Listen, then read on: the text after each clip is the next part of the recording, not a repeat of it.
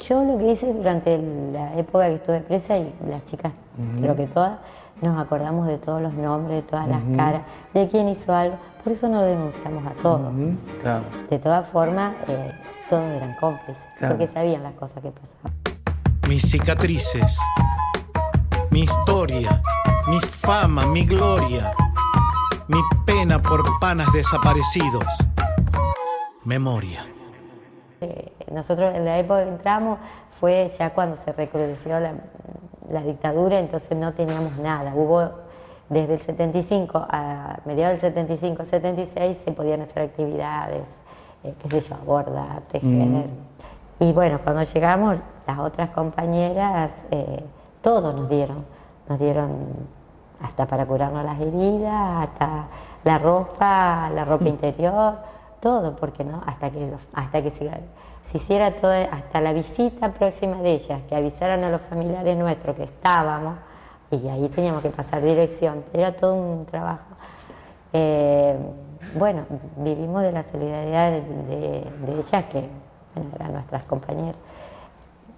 En el centro clandestino no nos conocíamos, bueno, yo con la Patri, después me di cuenta que era la Patri no era amiga de mi hermano, ¿viste?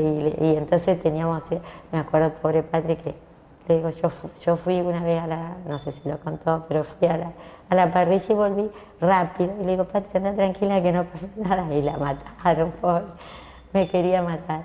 Bueno, la parrilla era, pobre, era una cama con los elásticos que se usaban antes. Que se usaban antes. De metal. De metal, viejos. esos así, todos Sí, así. sí. Que además era para que la picana transmitiera la electricidad. más, claro, ¿viste? Y te hacía más porque aparte la parrilla saltaba, claro, saltaba tu cuerpo. Claro. Bueno, pero por ejemplo, y te estaqueaban. Los cuatro miembros te estaqueaban.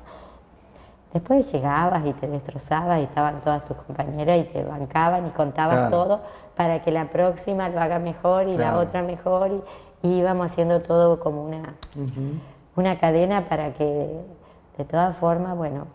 Esa cadena fue algo de lo que les permitió a ustedes, digamos, salvarnos, sobrellevar, ¿no? Sí, por ejemplo, éramos re dramáticas. El otro día veía, ¿dónde fue que escuchaba las canciones de Eugenia, y yo le decía, ay, nosotros nos destrozábamos, lo único que podíamos hacer era cantar en el patio, en la celda, no. Y ahí cantábamos Rasguña las piedras, y otras de Alma y Vida que no me acuerdo ahora, pero todas terribles. Yo no sé si era para dar lástima y que nos largaran, ¿viste? Sí. Pero hay que tener mucho respeto, porque el estar estaqueado y con paquete a veces no es uno, es su cuerpo el que... Totalmente. Y a nosotros nos fue bien y a otros no, y nadie lo hace voluntariamente, el de cantar. Por eso a veces entre nosotros eso de decir cantar lo tenemos naturalizado, pero hay que tener cuidado para otros, porque no es que nadie fue y se sentó, ese es el que negoció, y esa es otra cosa. De todas formas, yo a veces pienso que todo te da posibilidades. Cuando nosotros salimos, ahí es como cada uno es. Y ahí cada uno pudo remediar si algo, ¿viste? O modificar alguna conducta, qué sé yo, creo que no. Tantos años hay oportunidades que uno sabe. Si vos seguís siendo una persona jodida, va a ser toda la vida, bueno, allá vos. Pero yo creo que siempre hay lugar para remediar algunas cosas. ¿Saliste en qué yo año? Salí el 12 de abril del 79. Y bueno, me acuerdo que mi mamá, justo ese mismo día, ¿viste cómo son? Había visita en Coronda. Entonces, claro, ¿cómo le iban a perder si era 15 minutos cada 45 días? Entonces mi papá se fue a Coronda y mi mamá me fue a buscar a mí. Y algo que lo declaré, por eso lo cuento, cuando mi mamá, bueno, está rolona y qué sé yo, le dice, bueno, le entrego a su hija, qué sé yo, y le dice, esta vez se la entrego, acá se la entrego, la próxima vez horizontal. Y mi mamá le dice, ay, muchas gracias. No entendí, le digo, mami, te está diciendo la próxima vez me va a matar. La boleta. Y bueno, ya habíamos salido de ahí. Y bueno, ahí quise reconstruir un poco las cosas, pero fue todo muy difícil porque yo enseguida me fui a Coronda y ahí tenía que verlo al Rafa, y a Juan no podía.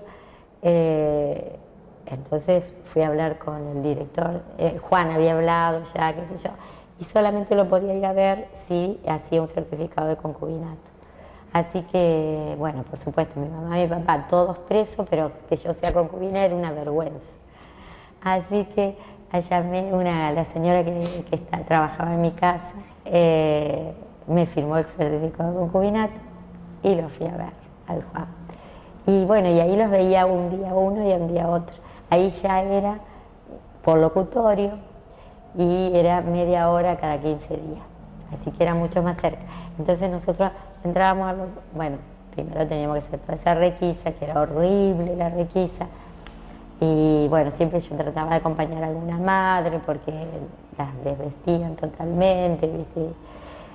En ese momento era como complicado para algunas personas. Y bueno, y yo entraba y me hacía la que no los veía, porque entonces sí, iba todo en un pasillo largo con todo el locutorio así, pasaba y saludaba a todos. Era, qué sé yo, bueno, era lindo, los veía vivos. Y bueno, después estaba con el Juan y me duró poco porque el Juan no se portaba bien y porque estaban por levantar la cárcel de Coronda. Yo entré a trabajar. Y entonces se me complicaba con los horarios. La última visita a Coronda era a las 3 de la tarde. Entonces, hay 2 anécdotas que si quieres te las cuento. No llegaba yo. Entonces me fui y me compré un auto. En ese momento se podía comprar. Y me acuerdo que fui y le digo, bueno, por supuesto, un usado, un Citroën. Y le digo yo, bueno, ¿cómo está? No, está bien, medio viejito. Digo, yo soy docente, trabajo en Coronda. Ah, no, llegás a Coronda. Mentira, era toda mentira. Yo era para...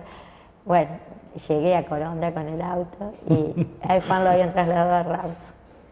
Así que me quedó el auto, 12 cuotas, y el Juan en Raus. Y ahí ya fue medio como complicado porque, bueno, yo por supuesto me fui a Rawson.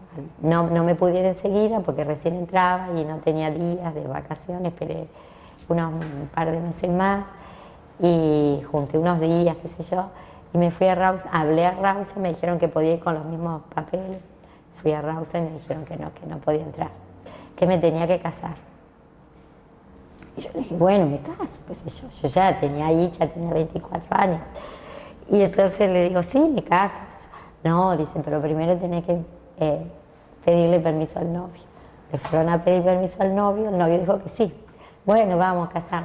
No, después tenés que pedirle permiso al ministro del Interior, que era Arguindegui. Entonces yo me vuelvo. A todo esto mi mamá y mi papá no sabían más que había ido, nada más.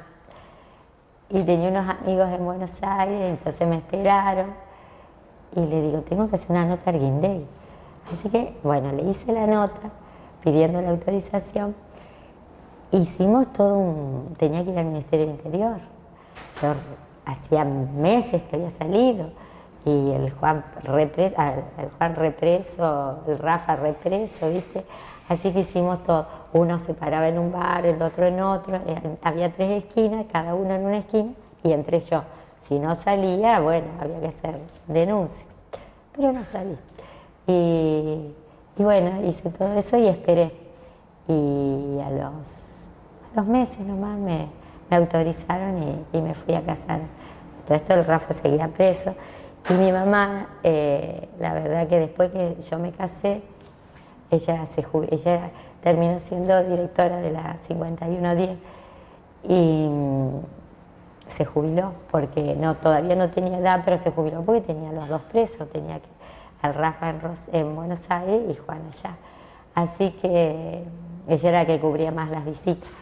Yo trabajaba doble turno y a cada 4 meses juntaba los días, porque en Rawson eran 7 días, 6 días, de lunes a sábado, 6 días corridos, 1 hora por día. Entonces hacía de lunes a sábado allá, El sábado me volví a Buenos Aires, el lunes lo veía a Rafa en Casero y después me volvía. O sea que hacía justo una semana. Entonces era toda una cosa ingeniera. Y cuando vuelvo a casarme, yo feliz casada, le dieron 12 años de condena. Digo, esto, algo está mal. Pero bueno, ya está. Yo tenía miedo, pero era tal el dolor de verlos presos, ver los compañeros, las compañeras que seguían en Devoto, lo que pasaban los familiares, que yo decía, si hay que hacerlo, hay que hacerlo. Y aparte era como también esa sensación de que yo estoy afuera y ellos no, entonces ¿cómo no lo vas a hacer? Es lo mismo que ahora hay 30.000 muertos porque nosotros estamos vivos. Yo siempre digo eso y lo creo, ¿viste? Entonces, ¿cómo no lo vas a hacer? Y bueno, así fue todo hasta que salió el Rafa, que fue más fácil. Bueno, Rafa estuvo sin condena a disposición del PEN 5 años y medio. Y Juan salió en noviembre, diciembre, creo que fue, cuando salieron todos. Bueno, y ahí empezamos una vida en pareja. Hasta ese momento yo lo que hice fue ayudar a los familiares. Traíamos a Pérez Esquivel, mucha relación con los organismos a nivel nacional. También colaboraba mucho con cuando íbamos a Rawson, llevar a la gente, ir al CEL, a todos que los ayudaban económicamente, la asamblea permanente, todo, y los acompañaba a Rawson. ¿Eran los organismos de derechos humanos? Ya Sí, pero a nivel nacional. Bien. Acá todavía se estaban armando. Acá estaba el MED, todavía.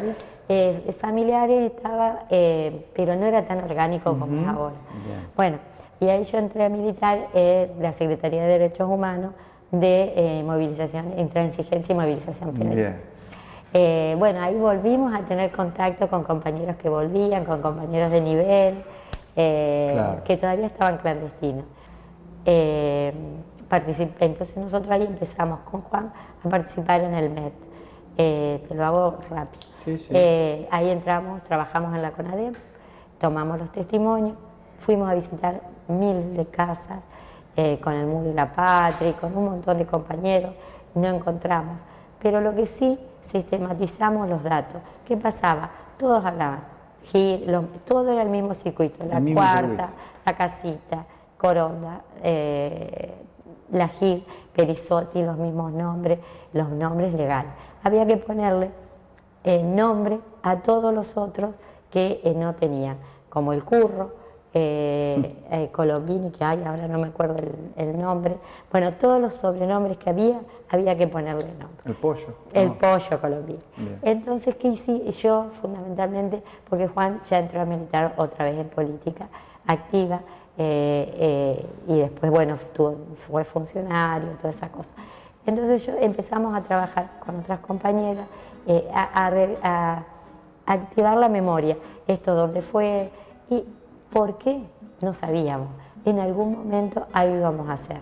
Y hay que apurarse con los juicios porque los genocidas están muriendo. Tal cual. Y yo creo que no es lo mismo la condena social que una condena en la justicia. Lamentablemente ninguno se arrepintió de nada, al contrario. Creo que si hoy tuvieran la fuerza y el poder que tenían en ese momento, lo hubieran vuelto a hacer. Yo soy la tierra, la sangre, los sueños, las ganas, el hambre, la luz en los ojos de mi santa madre.